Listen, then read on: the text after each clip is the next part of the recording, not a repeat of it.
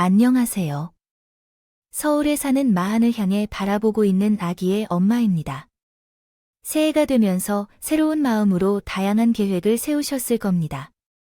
저 또한 많은 것들을 계획했어요. 특히 올해는 우리 애들이 학교에 들어가는 해라 매우 설레기도 하고 긴장되기도 해요. 또한 제가 하는 일들에 대해서도 많은 계획을 세웠습니다. 사실 아무런 특기나 재능도 없었고 심지어 몸이 많이 불편했던 제가 이렇게 성공을 했습니다. 특별한 일도 없는데 어떻게 어떤 마음으로 성공을 이룩했는지 이야기하고 싶어요. 그리고 그렇게 하는 저를 보고 용기를 얻어 가시면 좋겠어요. 이야기를 들어주시고 희망과 용기를 얻어 가시길 바랍니다. 제 인생을 다시 되돌아본다면 결혼 후 허니문 기간에 임신하여 쌍둥이가 될 것을 알았을 때가 가장 좋았을 것 같아요. 쌍둥이라는 사실에는 놀랐지만 한꺼번에 낳고 아이들을 빨리 키우며 내 삶을 함께 살자고 남편과 서로 다짐했던 모습이 생생하게 기억에 남습니다. 아이들은 축복이었고 출산은 또 다른 삶의 시작이 될 것으로 기대했어요. 그러나 제 몸이 이렇게 되리라는 것을 전혀 몰랐습니다. 아무런 준비 없이 예정된 부인과 초음파 검진을 받으러 의사 선생님을 만났는데 의사 선생님께서 지금 자궁이 수축되고 있습니다.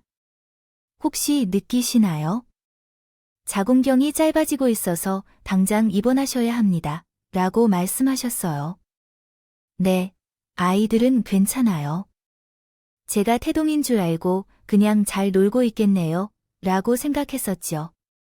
산부인과 검진을 받은 후 자궁 수축과 경부 길이가 짧아져서 입원을 해서 추이를 지켜봐야 했습니다. 덧붙여 대학병원까지 이송하여 아이를 보호하기 위한 시술을 받고 케어를 받았습니다. 더불어 그 상황에서 임신 중기까지 진행했습니다. 다행히도 아이들은 주수를 꽉 채워 건강하게 나아갔고 출산 후에도 남편과의 관계가 좋았습니다. 남편은 아이들을 매우 예뻐했고 여보, 얘 하품하다가 아이가 귀엽다. 어떻게 이렇게 귀여울까? 라며 인상을 나누곤 했습니다. 두 아이가 모두 너무 귀여워서 더 좋다며 당신도 아이 예뻐하는 거 보니 나도 쌍둥이를 낳고 보니 좋은 것 같아. 우리 애들 정말 너무 귀엽다. 당신과 많이 닮은 것 같아. 엄마도 라고 말했습니다. 그런데 나는 당신과 닮았다고 생각했었어.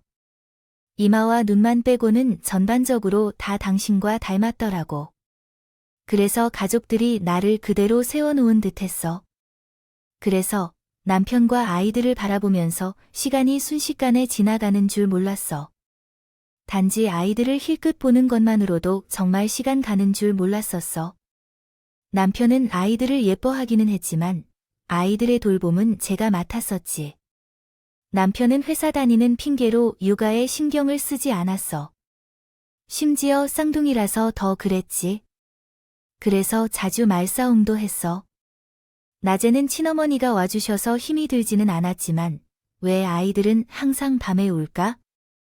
밤마다 울면서 제 정신을 잃을 뻔했어. 그 긴 밤을 혼자서 견디면서 몸 상태도 얼마씩 나빠졌어. 출산 후 조리원을 나오고 나서 두 아이를 안고 있던 것도.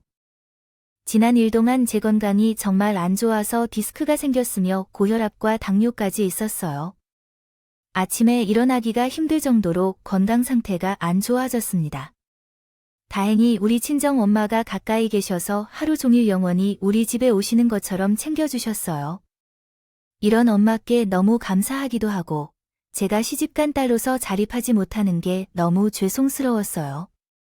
우리가 넉넉한 편이 아니어서 금전적인 효도를 못 해드린 게 너무 죄송스러워서 다가오는 명절 때는 일반적으로 드리는 돈 이상으로 드리고 싶었어요. 그래서 남편에게 말했어요. 여보, 아이를 낳고 처음으로 명절을 맞이했는데 이번에는 조금 더 엄마께 보답을 해드리자. 엄마께서 매일 우리 집에 오셔서 아이들을 돌봐주시고 우리 가정을 살려주시니까 이번 명절에는 엄마께 용돈을 좀 더 드리고 싶어. 어때? 장모님께서 용돈해도 괜찮으신가요? 하긴 도움이 있어도 한 달에 100 이상은 깨질 텐데 모든 일을 장모님이 다 해주시긴 하지. 그래 얼마 드리고 싶어 짠돌이라고 유명한 제 남편이 엄마 용돈을 드리자는 제 말에 큰 저항 없이 엄마 용돈을 척하고 내놨어요. 이런 상황 찍소리 못하는 사연이 있어요. 때는 결혼 초였다. 시어머니 병수 발을 들었었거든요. 현재 시어머니는 영원에 계시는데요. 안타깝게도 이런 나이에 치매가 오셔서 입원 중이십니다. 시어머니의 치매는 같이 사는 남편 차 모르고 살았어요. 그런데 어머님이 치매 증상이 있다는 것을 제가 발견하게 되었습니다. 그걸 어떻게 알았냐면 그날은 저희 결혼식 날이었어요. 다 끝나고 저도 한복으로 가라 했고 패배까지 막친 상태였습니다. 이제야 하객들께 인사드리려고 어머님과 필요 현장으로 향하고 있었어요. 엘리베이터를 타고 올라가 두 사람이 남았는데 그때 어머님께서 이상한 말과 행동을 보였어요. 오늘 정말 고생 많았어요. 아침부터 준비하느라 많이 피곤하셨겠네요. 사람들도 많이 와서 식장이 붐볐어서 좋아요. 그런데 부치를 실어 가야겠네요. 그 말에 아들이 물었어요. 어머님, 어떻게 부치려 가시냐는 건가요? 그러자 어머님은 대답했어요. 아버지께서 돌아가셨어요. 어떡하죠? 아빠가 다른 곳으로 가셨어요. 아들은 당황해하며 물었어요. 무슨 일이세요? 어머님, 자주 이런 식으로 말씀하시나요? 어기 안 나는 이야기가 많아서 그러시는 건가요? 그러자 어머님은 이렇게 대답했어요. 가끔 그러는 거예요. 막시 피곤하고 누가 주는 음식이 맛있고 하면 이런 말들이 나와요. 누군가가 나를 해칠 것 같다는 생각에 많이 불안하고, 그 사람이네.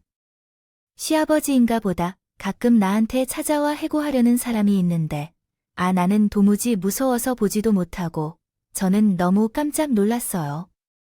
어머님이 횡설수설하셨고, 갑자기 겁에 질려서 실수도 하셨습니다.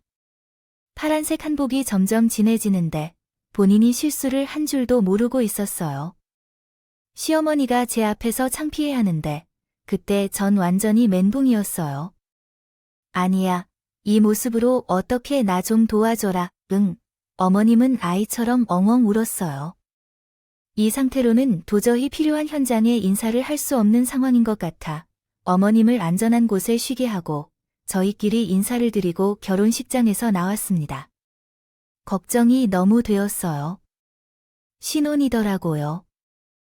여행이 예정되어 있어서 못 가는 것도 없었으며 혼자 계신 어머님은 걱정되어 어떻게 해야 할지 서둥지둥하셨습니다.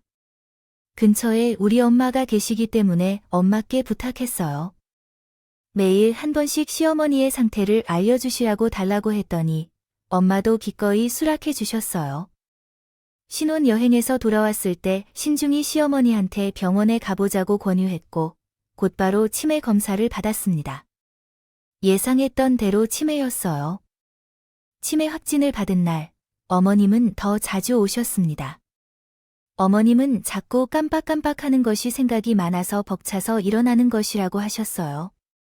실수를 자주 하셨는데 그것도 폐경 때문이었죠. 남편은 바빠서 집에 잠자리만 들어오셨는데 그래서 그 전까지는 어머님의 상태를 볼 수가 없었습니다. 못 하셨어요. 그때라도 알아서 얼마나 다행인가요? 저는 정말 그때라도 발견해서 다행이라고 여겼어요. 어머님은 자기 큰 아이들과 큰 며느리가 있는데도 불구하고 저에게 많이 의지를 했어요. 하지만 뭔가에 틀렸는지 큰 아들 레아는 연락하지 않고 살고 있다고 합니다. 저희도 마찬가지로 아주버님과는 연락하지 않고 지냈어요.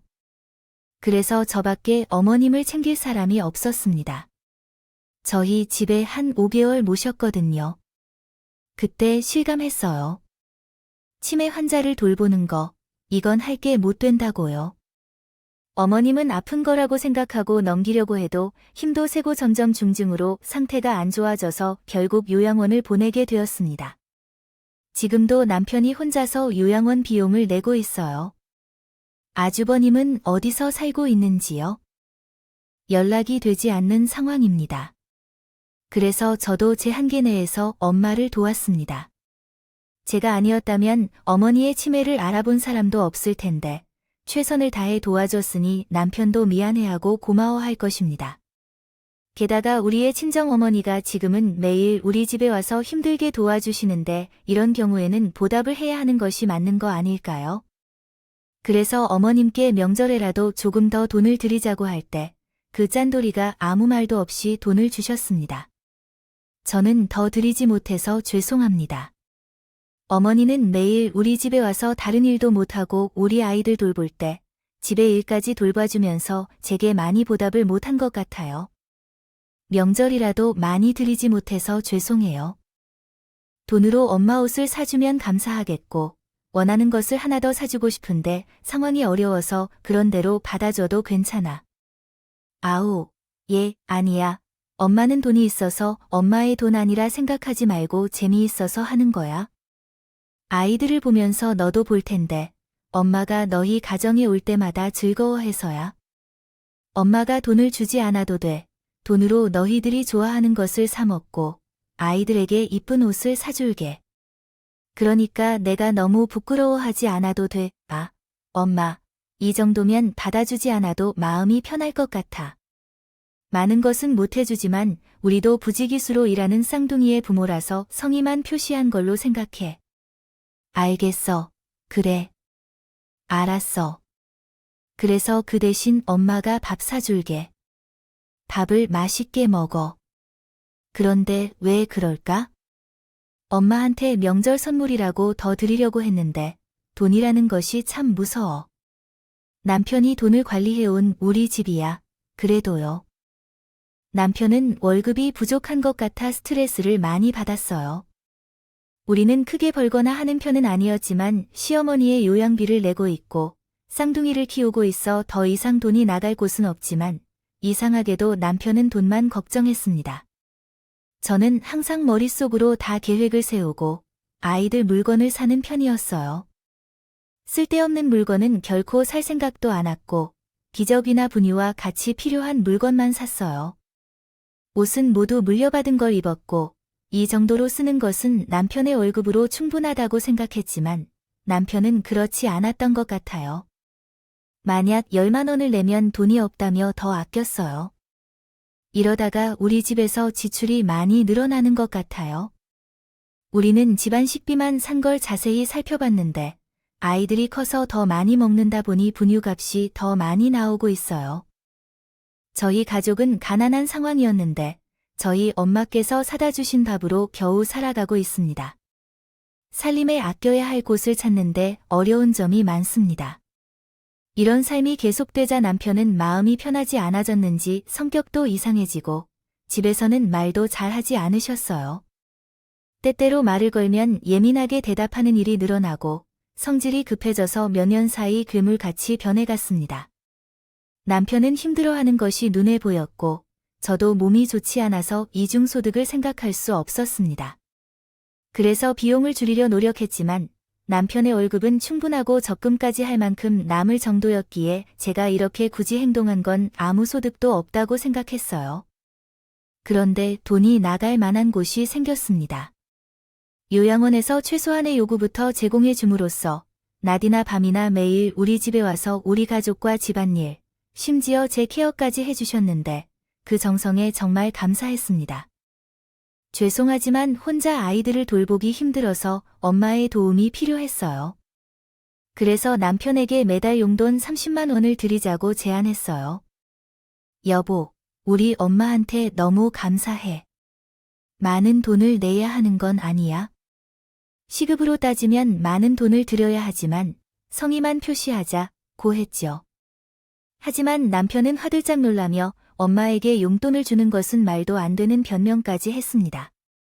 뭐야, 우리가 장모님한테 용돈을 주기에는 형편이 안 돼. 아이들이랑 장모님이 우리 집에 오시는 거지. 우리가 뭐 부탁한 건 아니잖아. 그때 잠자리에 있을 때가 기분이 확 상잖아. 아픈 딸을 보고 있는 엄마가 어디야? 그래서 시어머니에 대해 이야기까지 하게 됐죠. 그럼 나도 어머님이 도와달라고 해야겠어. 엄마는 낯설어 하셨어요. 어머님 모르시는 척해도 괜찮았던 것 같아요. 어차피 우리는 많은 도움을 받고 있으니까 감사해야죠. 나 혼자 애들 좀 어떻게 해야 할지도 몰라. 그런데 다른 집의 부인들은 혼자서도 잘 양육한다는데 왜 나는 그걸 못하냐고? 게다가 친절하게 우리 엄마 돌보는 것을 지적하며 돈을 요구하는 이야기를 꺼내자 이상한 얘기가 되었어요. 말이 안 통해서 입을 다물고 있었는데 남편이 이해할 수 없는 소리를 하니까 어머님이 우리 집에 오실 때는 안타까워 하셨는데 나가서 잘 지냐고 해주면 되겠죠. 우리 집에 들어오지 않아도 되니까 이렇게 하면 되겠어요. 간만에 아기 울음소리를 듣지 않고 깊이 자고 싶어요. 문제의 본질이 무엇인지 알아야 하는데 그냥 큰 소리만 치고 있어요.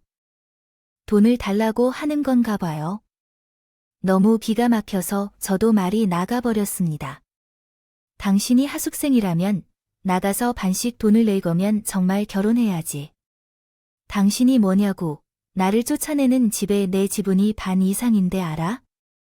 그때 너무 화가 나서 다음날 남편이 출근했을 때 남편 짐을 캐리어에 써서 현관 앞에 내놓았어요. 저런 인간은 확실히 당해봐야 한다는 생각이었죠.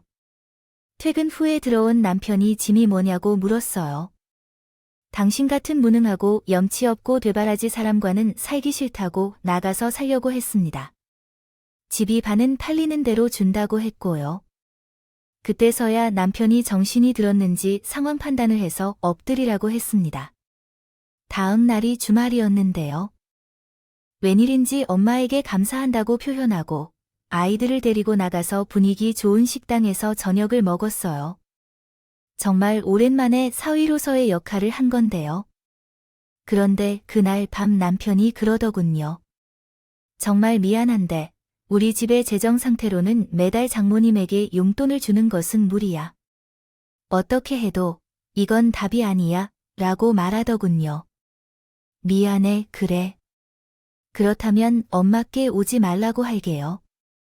솔직히 말해서 엄마가 우리 집에 돈을 발분하러 오는 것은 아니라면서도 나는 염치가 없어서 엄마의 도움을 받기 어려워. 엄마를 오지 말라고 하는 대신 당신은 더 노력해야 해. 회사에서도 집에서도. 내가 집안일도 하고 아이들을 키우는데도 잘 할게. 우리 애들인데 우리가 해야지. 내가 잘 할게. 그치만 이건 그리고 그 다음 날부터 엄마를 만날 때까지는 우리 집에 용. 오지 말라고 했었는데 죽거나 밥이 되든 저희 둘이 해볼 거라고 했어요. 정말 죄송하고 염치 없어서 엄마 도움을 받겠다고 했고요. 엄마는 엄마가 원해서 하는 일이라고 했지만 제가 죄송해서 안 되겠다고 했어요. 그래서 저희 둘이 해보겠다고 정중하게 말씀드렸습니다. 그렇게 혼자 아이들을 돌보게 되었어요. 첫날부터 한 숟가락 밥도 못 먹고 아이들 돌보기에 고생을 했죠. 그러다 남편이 퇴근하고 오면 남편이 아이들 돌보기와 빨래, 설거지를 담당했어요. 저는 모든 체력을 다 쏟아부어 앉아있을 체력도 없었어요. 그래서 남편이 오면 침대에 누워 있었습니다. 남편은 엄마한테 도움을 받지 않고 자기가 더 많이 일하겠다고 했는데 고작 청소하고 빨래하는 일에 항상 입이 대빨리 나와 있었어요. 단 하루도 없었습니다. 흔쾌히 한 적이 없었습니다. 그런데요. 이 사람이 꾀가 있지. 진짜인지는 모르겠지만 어느 날부터는 자기도 아프다며 핑계를 대고 누워만 있더라고요. 아픈 사람한테 일을 시킬 순 없잖아요. 남편을 위하는 마음에서 봐준 건데요. 점차 남편의 목숨을 위했던 일들이 저에게 다 돌아왔습니다. 아유, 아픈다는데 어쩌나요? 아픈 사람한테 일을 시킬 수도 없고요. 그래서 모든 일을 다 제가 맡게 되었어요. 그때는 진심이었어요. 애들은 한 해 한 해 커가고 엄마가 간간히 와서 봐주시긴 했지만 결정적인 순간이 왔습니다. 그때가 하필 코로나 시국이었는데 애들이 세 돌이 지났는데도 불구하고 어린이집을 다니지 못할 되었어요. 밖에 나가지도 못하고 집에서 애들과 함께 지내고 있었어요. 엄마도 혹시 모르니. 남편은 퇴근해서 자기 할 일에 벙어리가 되어 있어서 말 그대로 독방 휴가를 취했습니다. 그때는 힘든 줄 몰랐어요. 제가 무너지면 우리 애들이 볼 사람이 없다는 생각에 더 정신 차리려고 노력했던 것 같아요. 하지만 점점 몸이 망가지기 시작했고 몸을 더 이상 버틸 수가 없었는지 집에 있던 양자에서 갑자기 쓰러져서 병원에 실려갔습니다. 눈을 뜨니 병원이었고 엄마가 곁에서 울고 계셨어요. 제가 이 상황을 이해하기가 어려웠어요. 이게 힘들면 엄마에게 말하라고 하더니 엄마가 자식을 돌볼 누구 있겠느냐며 이런 말을 하셨어요. 제가 쓰러졌다며 엄마에게 어떻게 여기 온 건지 설명하려는데 아가들이 엄마가 쓰러졌다고 할미한테 어떻게 깜짝 놀라게 했습니다. 전화를 걸었는데 엄마가 일어나지 않는다고 해서 난 급히 당신 집으로 뛰어갔어. 일러가서 여기 왔어. 애들은 옆집에 갇혀 있는 것 같더라. 지금 김서방이 오신다더라. 그때 애들이 집 전화로 전화 거는 것을 매우 즐겼는데 전화로 하는 것을 재미있게 했던 훈련이 요긴 했다. 애들 덕분에, 엄마 덕분에 내 목숨을 구할 수 있었어. 일사 선생님은 낮은 혈당 때문에 쇼크가 왔다고 말씀하셨고 스트레스 지수가 너무 높고 혈압도 높아서 영양실조 직전이라면 몸 관리를 잘해야 한다고 말했습니다. 들어보니 애들도 비슷한 상황인 것 같은데 자녀가 있는 분이 이렇게 위험한 일을 하면 안 되겠죠. 애들에게 누워만 있는 엄마가 되고 싶지 않아요. 운동도 하시고 좋은 음식도 먹고 질병도 치료하시고 이제부터는 강인하게 살아가야 해요. 몸 관리를 해야 합니다. 이러다가는 계속 누워만 있는 삶이 되어 버릴 거예요. 심각해요. 아셨죠? 의사 선생님의 경고에 제 마음이 무거워지고 눈물이 흐르더라고요. 그때마다 엄마에게 탄식을 많이 했어요. 이렇게 계속해서 살다 보면 몸도 안 좋아지고 마음도 안 좋아져서 아무것도 할 수 없이 누워만 있어야 하는 게 아니에요. 아, 제가 하고 싶은 게 참 많아요. 사회에서도 인정받으면서 일하고 싶어요. 엄마는 제 손을 꼭 잡으면서 성심껏 응원해 주셨어요. 안 해요. 내가 할 수 없는 게 뭐가 있어요? 아직 어리고 아이들도 다 자랐을 테니 조금만 더 키우면 시간이 생겨서 내가 하고 싶은 걸 해도 괜찮아. 엄마가 도와줄게. 그동안 얼마나 힘들었을까? 조금은 자책해도 괜찮겠죠? 엄마, 그런 생각 마세요. 남편이 조퇴를 하고 병원에 왔어요. 그런데 누워있는 제게 말하는 것이 참 미워하더라고요. 당신, 괜찮아? 아이, 그러니까 내가 운동 좀 하라고 했잖아. 평소에 운동을 안 하니까 체력도 없어지고 쓰러지기까지 했다고. 아이들은 뭐래, 왜 쓰러졌는지 걱정은 하나도 없이 와이프가 몸이 이 지경이 되도록 자기는 뭘 했는지. 저만 나을 수 있는데 저는 폭발해버렸습니다. 당신, 지금 그걸 말이라고 해? 와이프가 병원에 실려왔으면 무슨 이유인지 물어봐야 하지 않아? 운동? 내가 운동할 시간이 어디 있어? 애들이랑 24시간 붙어 있고 애들 케어하고 집안일에 당신 오면 밥 차려주고 있으면 밤인데 쓰러지면 어찌하는 거야? 당신 생각이 좀 있으면? 미안하다는 말이 먼저 나와야 하는 거야? 아니야. 아이 하나도 키우기 힘든데 우린 둘이나 되니까 이 상황에서 육아와 집안일을 모두 나에게 맡기면 내가 힘들어할 만하지 않냐고. 이 미친 인간아, 남편은 아무 말도 하지 않았고요. 엄마도 할 말이 많았지만 입을 꾹 다물고 그저 저를 말렸어.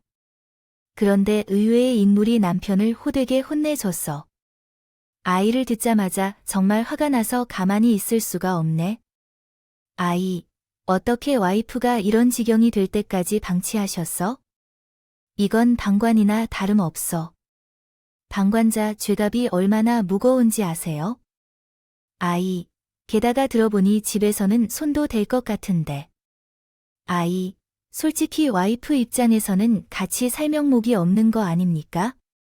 와이프 살리고 싶으면 지금 당장 그 마인드 변해야 할 것입니다. 죽은 후에 후회하지 마십시오. 의사 선생님이 좀 뻔뻔하게 말씀하셨지만 마음이 깨끗해졌어요. 게다가 응급실 다른 침대에 누운 사람들도 남편을 보며 표정이 심상치 않다가 자기가 무엇을 잘못했는지 깨달았는지 표정이 부끄럽다는 것을 보였어요. 다행히도 남편이 그 이후로 집안일도 많이 도와주게 되었어요. 퇴근하면 아이들을 씻기고 설거지도 하고 빨래도 하며 아이들과 놀아주면서 아버지의 역할을 해주었어요. 이전에는 그런 역할을 거의 못했었는데 저는 정신을 차리게 되었어요. 돈을 벌지 못해서 이런 곤경을 겪고 있는 것이라 생각하고 자신이 돈을 벌어야 한다고 생각했어요. 그래서 어느 정도 상황이 진정되었을 때 아이들을 어린이집에 맡기고 함께 일하게 되었습니다. 취직했어요. 결혼하기 전에는 보통 일을 하고 있었는데 경력도 단절되었고 이제는 많이 나이 든 아줌마가 누가 쓸 줄 알겠어요. 좋은 기업들에서는 다 반려해 주었고 자꾸 일이 많은 기업들에서 받아들인다고 해서 일을 하게 되었어요. 호기심을 갖고 새롭게 시작했지만 저를 가로막는 요인들이 많았어요. 출근한 지 일주일도 되지 않았고 아이들도 어린이집에 등원한 지 며칠이 되지 않았을 때 40도에 육박하는 고열이 나면서 감기에 걸렸거든요. 코로나인 줄 알고 매우 놀랐지만 다행이 아니었어요. 입사한 지 얼마 되지 않아 신입 직원이어서 월차나 연차를 사용할 수 없었어요. 그래서 남편에게 아이들 돌보기를 맡겼죠. 뒤늦게 생각해보니 애들이 아파서 어린이집에 갈 수 없어. 너가 월차를 써서 아이들 돌보고 나는 쉬고 싶은데 아직 연차나 월차가 없잖아. 아픈 자기가 도와줘야지. 자녀를 돌보라는 남편이 아주 공격적으로 행동하는 것에 화가 났어요. 월차를 써 라고 말하면서 당신이 회사에서 많은 월급을 받는 것도 아닌데 자식에게 돈을 주면서 나를 귀찮게 하지 말고 아이들도 힘들게 만들지 않게 당신이 그만두고 아이들을 돌아봐야겠지. 그런데 요즘 생각해보면 남편의 말이 화가 나는데 그때는 아이들이 아파서 그런 건지 모르겠어요. 참, 그만둘까 하는 생각에 마음이 흔들리더라고요. 자식이 아파도 눈물을 참는 부모가 어디에 있겠어요? 그렇다고 나가 출근을 하러 가야만 했어요. 어쩔 수 없이 다시 어머니에게 도움을 요청했습니다. 자녀를 맡기면서 어머니에게 어머니, 그냥 회사를 그만둘까 봐. 아직 자녀들이 너무 어리니까 감기에 자주 걸리면 어떡하나 걱정돼서 막막해질 것 같아요. 어떻게 해야 할지 몰라. 이미 마음 먹었으면 결심을 고수해야 해. 내가 이 정도의 결심을 내리는 게 얼마나 어려운 일인지 쉽지 않았을 텐데. 엄마는 잘 알아. 다른 면에서는 모르겠지만 자식들을 보살피고 길러주는 일은 다 도와줄 테니까 너는 내 길을 펼쳐가도록 해. 엄마는 내 모습을 보면 기뻐할 것 같아. 엄마의 이야기를 다시 생각해보니 어째서 이런 기회를 만난 건지. 내가 주저앉는다면 안 되겠다 싶었어. 그래서 회사에 다닐 때 내가 정말 하고 싶은 것에 대해 많이 고민했어. 지금은 몸이 많이 좋아졌어도 예쁜 옷을 입을 수 없는 것이 많이 아쉬워. 예전에는 사이즈에 맞춰 옷을 많이 사서 좋아했었거든. 어머니는 그런 패션쇼를 하는구나 하는 소리를 지를 때도 있었어. 돌이켜 생각해보면 산 옷들, 친구들도 따라 사며 유행을 선도했던 적도 있었어요. 제가 좋아하는 게 뭔지 그때서야 알게 되었습니다. 제가 좋아하는 것이 옷이라는 것을 새롭게 발견하게 된 이후 이를 이용해서 직업을 가질 수 있는 방법을 찾지 못하고 있어요. 그러던 중 어느 날 퇴근 후 젊었을 적에 옷 사러 자주 가던 동대문 사장님을 만나러 갔는데요. 아직도 저를 기억하시고 안부를 물어봐 주시는 거예요. 아유, 지금도 예쁜데 그땐 정말 이뻤지. 이제는 옷 많이 안 사. 나는 그때 자네가 하도 옷을 많이 사서 장사하는 줄 알았잖아. 가져가는 옷마다 히트를 쳐서 나도 돈 많이 벌었고 이제는 보시다시피 몸이 너무 넉넉해져서 맞는 옷만 찾아 입게 되었어요. 저도 그때 옷 사면서 참 재밌었는데 이렇게 될 줄 누가 알았을까요? 알겠어요. 왜 빅사이즈 의류도 아주 이쁜 것이 많죠. 분명히 여러분이라면 아름다운 옷을 찾아볼 거예요. 저기 코너로 가면 빅사이즈 의류가 많이 있거든요. 거기 한번 가서 봐. 저는 빅사이즈 옷들을 보니 마음이 뛰었어요. 왜냐하면 그게 바로 제 길인 것 같은 느낌이 들어서요. 마치 새로운 길이 열렸다는 느낌이 들었어요. 과감히 회사를 4만 달 다니고 퇴사했고 스마트 스토어를 창업하게 되었어요.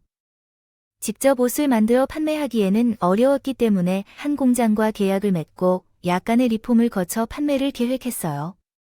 그런데 일을 시작하기 전에 상품을 저장할 창고나 사무실이 필요했죠. 하지만 정말 소자본으로 하는 일이었기 때문에 장소를 구하기가 어려웠고 제 집은 아기 용품으로 꽉 차 있어서 엄마가 혼자 사는 집을 사무실로 꾸며 거기서부터 시작했습니다. 대부분의 시간을 보냈던 주 서점에서 의외로 잘 되었습니다.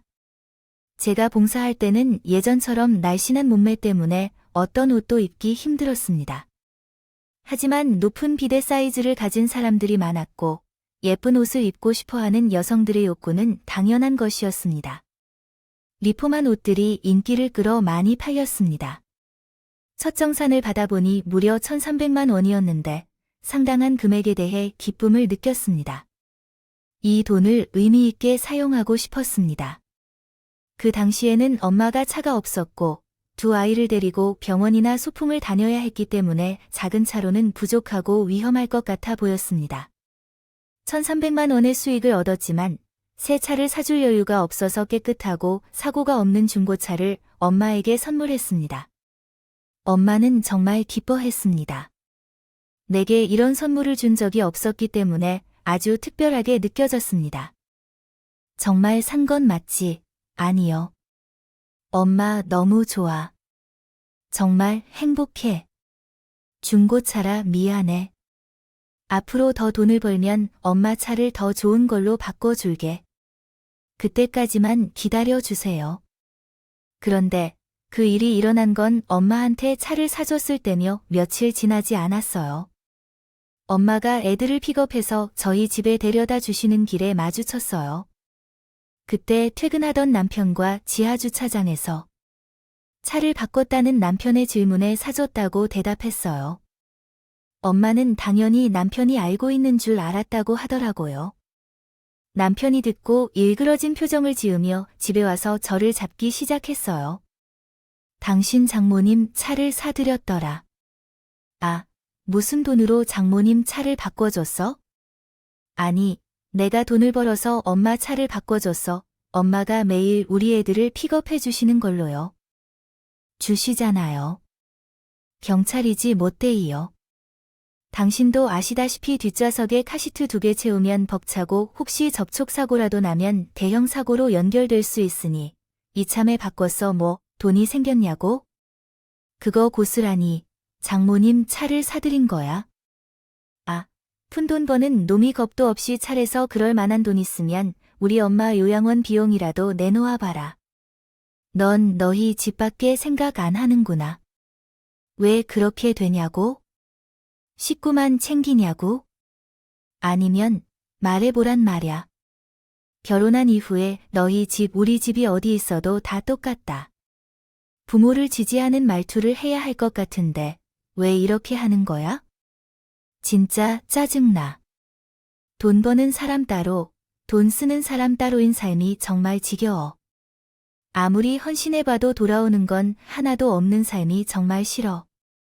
지친 마음으로 이제는 당신을 위한 헌신을 할 욕구가 사라졌어요.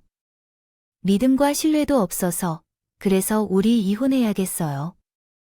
남편은 엄마한테서 차를 사줬다고 하자마자 이혼을 하자고 했고 어딘가에 남편 방에 이미 작성된 이혼 서류를 가져왔어요. 이미 준비된 이혼 서류를 보고 나도 그 부분에서 충격을 받았어요.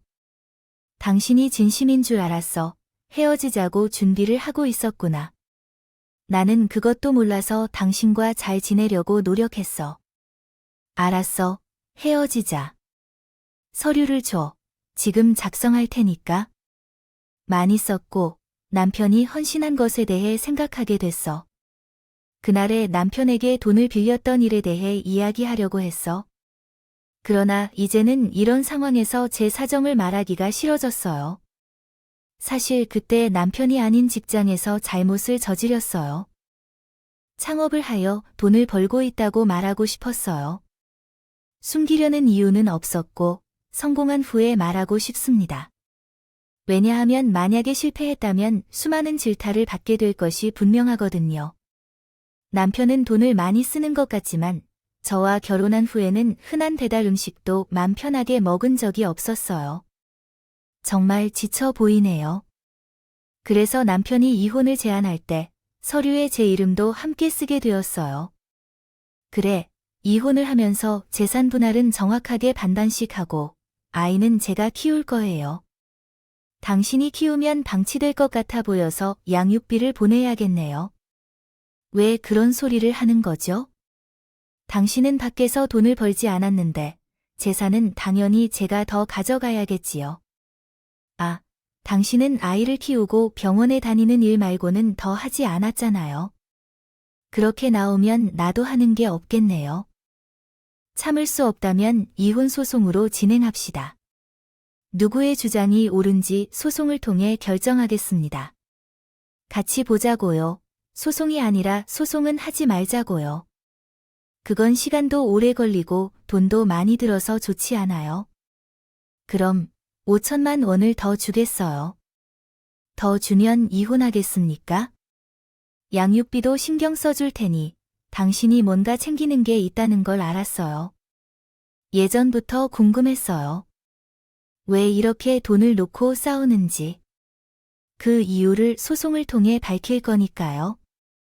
저는 각오를 하고 소송을 진행할 테니까 과감하게 이혼 소송을 진행했습니다. 다음 날 이혼 전문 변호사를 만나 일을 진행했고 이혼 소송 도중에 남편의 비밀이 하나 둘 드러나기 시작했습니다. 알고 보니 저 인간이 여러 해 동안 돈을 쓴 이유가 있었더라고요. 결혼 전부터 6천만 원의 빚이 있었고 결혼 후에는 그 빚을 갚으려고 했었던 것 같아요. 결혼 후 많은 돈을 들이고 주식을. 전 재산은 산더미처럼 쌓였고 이혼 소송 중의 빚은 거의 2억 원에 육박했으며 주식의 중독에 가깝게 많이 투자했습니다. 심지어 대출까지 받아 차를 사줬더니 엄마가 대출을 받았느냐고 화를 내던 기억이 떠오릅니다. 상대방은 대출을 받아 엉뚱한 곳에 돈을 낭비하며 다른 사람 돈을 사용한 것처럼 느껴져 정말 싫었습니다. 소송에서 이기고 변호사는 개인 투자실 회로로 발생한 채무가 부부의 공동생활 목적으로 생겼다면 재산 분할에 포함되지 않는다며 걱정할 필요가 없다고 했습니다.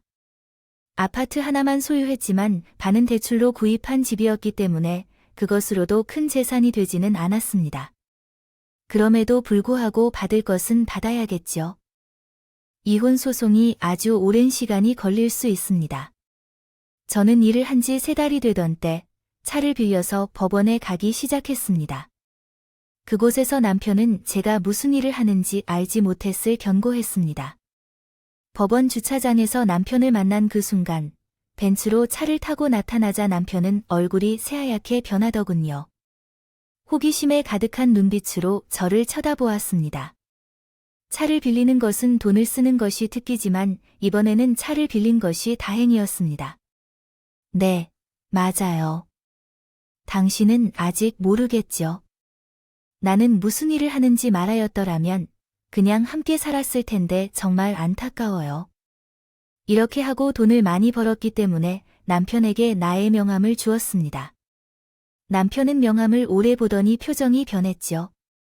나는 사업을 하고 있어. 우리 이혼합시다. 이런 말은 한 달 전부터 시작되었습니다. 당신이 우리 엄마 차를 바꿔주었다고 해서 나는 화를 낸 것 같아요. 어쨌든 나는 아주 잘 나가고 돈도 많이 벌어서 그 차는 내가 내 돈으로 샀다는 것이라던데. 당신의 표정이 말을 하고 있어서 좀 놀랍네요. 이런 거 좀 표정을 조절해야겠다는 생각이 들어요. 아니면 말을 해야겠다. 솔직히 말해서 당신은 많이 돈을 벌지 못하는데 장모님 차를 바꿔줬다고 해서 대출을 받아서 했다고 생각했어요. 돈을 낭비하는 것처럼 보이니까 화가 났어요.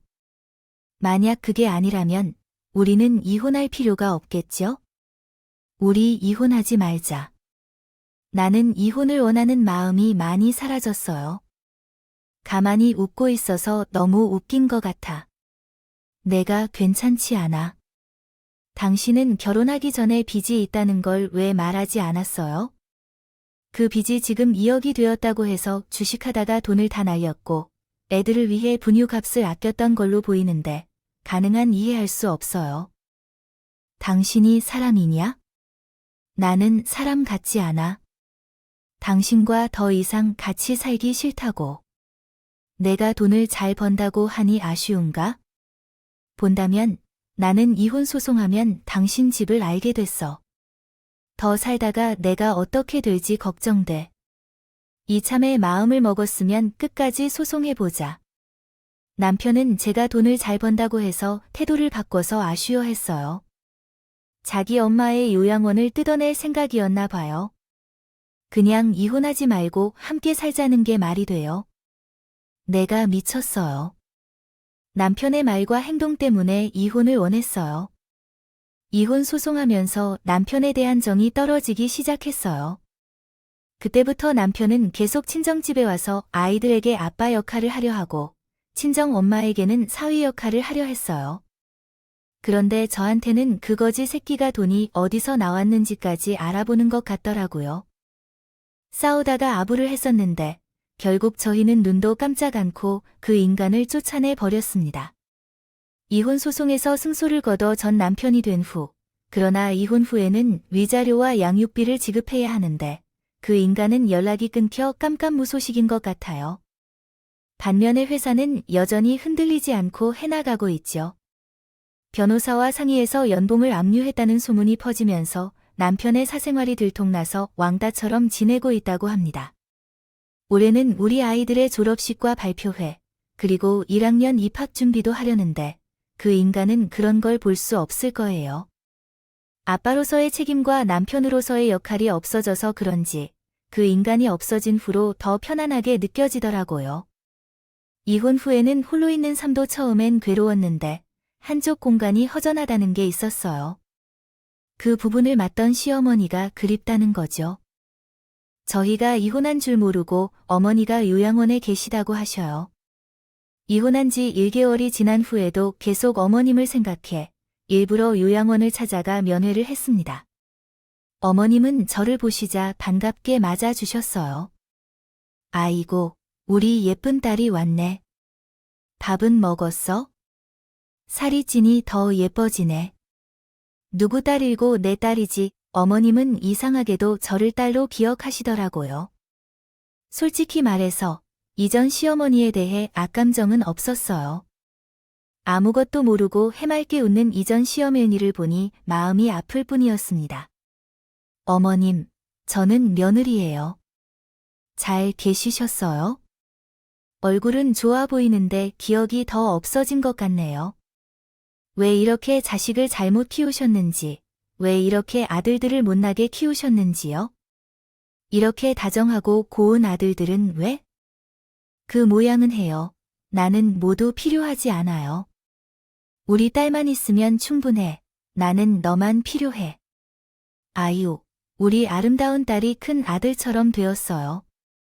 아주버님과도 연락을 안 하고 산지 꽤 오래되었고, 제 둘째 아들은 나의 전 남편도 인성이 쓰레기인 어떤 일을 보았을 때 그 모양이 어머니인지 궁금할 만큼 커버렸어요. 아들들이 커가면서 어머니의 모습은 이상하게 되어가고 있었죠. 어머니는 이제 더 이상 나를 딸로 생각하지 마시고 아들을 기억해 보세요. 그리고 부디 건강하세요. 이상하게도 눈물이 고이더라고요. 이전에 시어머니와 만난 후에는 마음이 더욱 무겁고 사람은 제 역할들을 다하면서 살아가야 한다는 것을 깨달았어요. 제 역할을 다하지 않는 사람들을 보며 그들의 고통을 느끼게 되었어요.